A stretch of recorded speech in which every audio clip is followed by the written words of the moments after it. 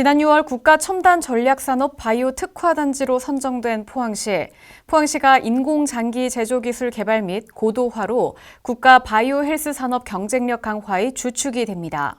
바이오 프린팅 인공장기 상용화 지원센터가 개소해 미래 첨단 재생 의료 산업 혁신을 이끄는데요.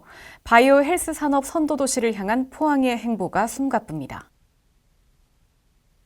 28일 포항시는 포항지식산업센터에서 바이오 프린팅 인공장기 상용화 지원센터 개소식을 개최했습니다.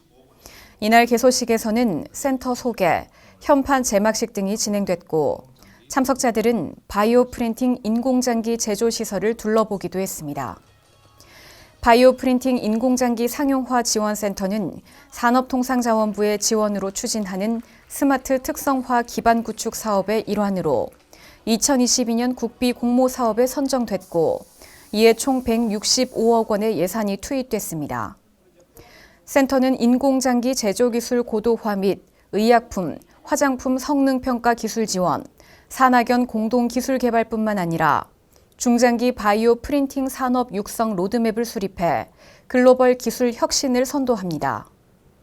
아울러 바이오 프린팅 연계 유망 제품 개발 지원, 핵심 특화 인력 양성, 산업 인프라 활용, 기업 지원 및 협력 네트워크 강화로 바이오 프린팅 기술 확산을 주도할 것으로 기대됩니다.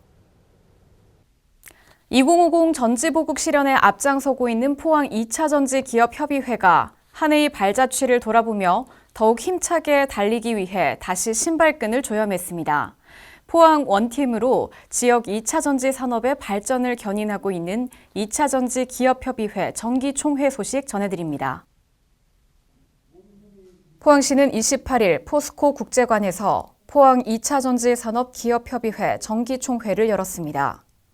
이날 정기총회에서 협의회는 올해 활동 및 성과를 공유하며 2차전지 산업 발전 방향을 모색하고 기업 간 협력 네트워크 강화의 시간을 마련했습니다. 특히 이날 총회에서는 기업협의회와 설린대가 산학협력 MOU를 체결했고 포항시는 신기술 개발, 투자 유치 등 2차전지 산업의 지속가능한 성장과 발전에 기여한 유공자에 대한 표창을 수여하며 지역 산업 발전에 긍정적 영향을 미친 회원사들을 격려했습니다. 올해 기업협의회는 기업 간 협력을 통해 회원사들의 경쟁력을 높여 글로벌 무대에서의 입지를 강화하고 2차전지 산업 인재 양성과 기술 혁신을 촉진하는 등 여러 성과를 달성했습니다. 주민들이 생활체육 활동을 즐기고 소통과 화합을 도모하는 공간이 문을 열었습니다. 연일 다목적 체육관이 주민들의 오랜 기대 끝에 개관했는데요. 이곳은 단순 체육시설을 넘어 지역 공동체의식이 활짝 피어나는 공간으로 자리 잡을 전망입니다. 포항시는 앞으로도 생활체육 인프라 확충에 꾸준히 노력한다는 방침입니다. 포항시는 11월 25일 연일 다목적 체육관 개관식을 개최했습니다. 이날 개관식에는 지역 주민 등 200여 명이 참석해 새로운 체육시설 개장을 축하했습니다. 행사는 연일 문화가족 풍물단의 축하 공연을 시작으로 경과보고, 시설 라운딩 순으로 진행됐습니다. 연일 다목적 체육관은 연일읍 중심부에 위치해 높은 접근성을 갖췄으며 이곳에서 주민들은 배드민턴, 탁구, 요가 등 다양한 실내 스포츠를 즐길 수 있습니다. 또 체력 단련실과 함께 각종 회의와 소모임을 진행할 수 있는 커뮤니티 공간도 마련돼 지역 주민들의 일상 속 복지를 높일 것으로 기대됩니다. 시는 연일읍 체육회 위탁 운영으로 연일 다목적 체육관 시범 운영을 시작하며 다양한 연령대와 수준에 걸맞은 강습 프로그램을 주민들에게 제공할 예정입니다. 간추린 소식입니다. 포항시는 11월 25일 2024년 포항시 최고 장인에 대한 증서와 증패를 수여했습니다. 올해 포항시 최고 장인은 기계 정비 직종 등 4개 직종 4명입니다. 시는 기술 숙련도와 함께 후진 양성, 사회봉사 등 보유 기술을 활용한 사회 기여도를 평가해 최고 장인을 선정했습니다. 최고 장인에게는 기술 장려금 등의 혜택이 주어집니다. 25일 포항시가 포스코 스틸리온, 세이브 더 칠드런과 배려계층이 행복해지는 주거 환경 개선 사업, 두꺼비 하우스에 대한 업무 협약식을 가졌습니다. 세 기관은 위기 아동 등 지역 내 배려계층의 안전하고 건강한 주거 환경 조성에 협력하며 앞으로 두꺼비 하우스 사업을 확대해 나갈 계획입니다. 포항시는 5남매 다둥이 가족 신재협 강한진 부부를 포항시 홍보대사로 위촉했습니다. 이 부부는 다둥이 가족의 행복을 전파하며 아이 키우기 좋은 돌봄도시 포항을 널리 알리고 대내외적으로 육아 친화도시 포항 이미지 홍보에 나설 예정입니다. 지난 26일 제4회 포항 장학인의 날 행사가 열렸습니다. 이날 행사에서 포항시 장학회는 2024년 재단 추진 사업에 대한 보고와 장학금 기탁식, 고액 기부자 인증패 수여에 이어 장학회의 성과를 돌아보고 지속적인 성장과 발전 전략을 모색했습니다. 포항시는 27일 포스코 국제관에서 에너지 미래를 여는 혁신, 인공태양으로 그린 미래를 열다를 주제로 미래청정 에너지 포럼을 열었습니다. 이날 시는 산학 연관 전문가들과 함께 핵융합 에너지의 미래 상용화 전략을 논의했으며 인공태양 실현과 지역산업 연계 방안을 모색하는 등 에너지 전환 선도 의지를 다졌습니다. 27일 포항시는 해오름 동맹 상생협의회 2024년 하반기 정기회를 개최했습니다.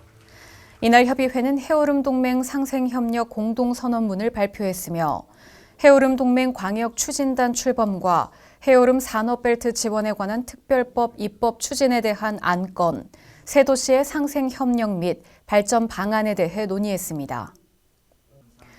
포항시는 28일 행복 얼라이언스와 행복 뚝기 프로젝트 업무 협약식을 갖고 아동 결식 문제 해결에 협력하기로 했습니다.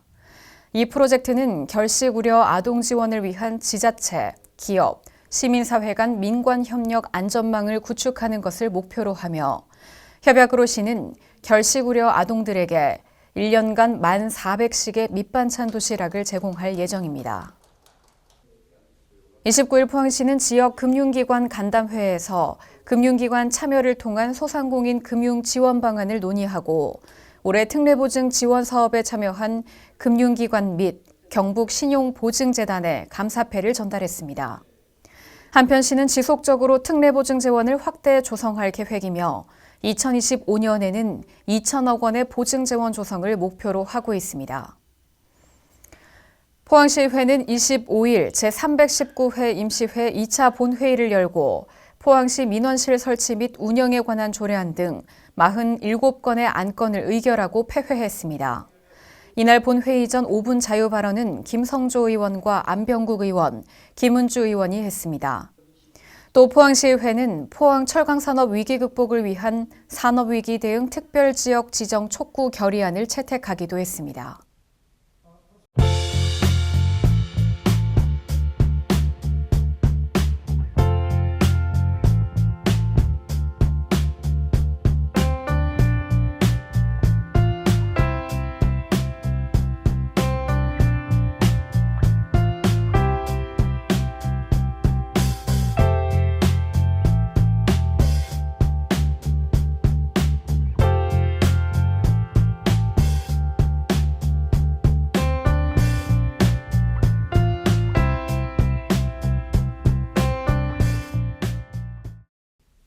네, 포항시가 2025년도 제12기 포항시 신중년 사관학교 신입생을 모집합니다.